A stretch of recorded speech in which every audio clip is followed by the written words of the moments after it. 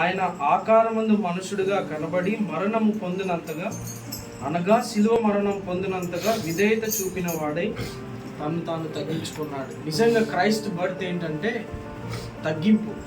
ఇక్కడ మొదటిగా మనం ఏం ఆలోచన చేయాలంటే తగ్గింపు కలిగిన జీవితం యేసుక్రీస్తు ప్రభుల వారిలో ఉంది.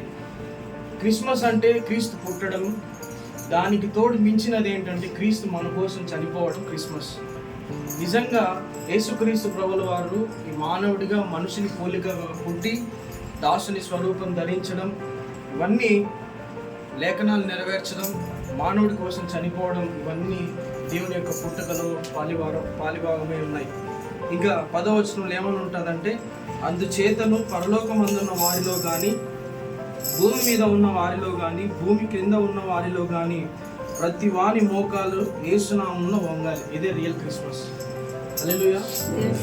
ప్రతి మోకాలు యేసుక్రీస్తు ప్రభు నామం వంగాలి. అందుకే ఈరోజు మనం ఈ రీతికి ఎందుకు కూడుకున్నామంటే, యేసుక్రీస్తు వారి యొక్క పుట్టుకను బయటి వారికి తెలియజేస్తూ, అలాగే గృహంలో ఉన్న వారికి మనం ఏమని రుణపరుస్తున్నాం అంటే, this is the Christ birth. ఇదే దేవుని యొక్క పుట్టుక.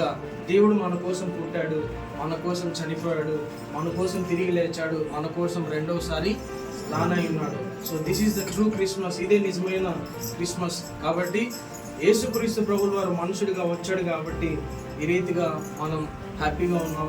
మనం సిన్ఫుల్ నేచర్ నుంచి బయటకు వచ్చాం, పాపపు స్వభావం నుండి బయటకు వచ్చాం, మనం నీతిమంతులుగా తీర్చబడ్డాం. కాబట్టి అట్టి కృప దేవుడు మనకు అనుగ్రహించును గాక.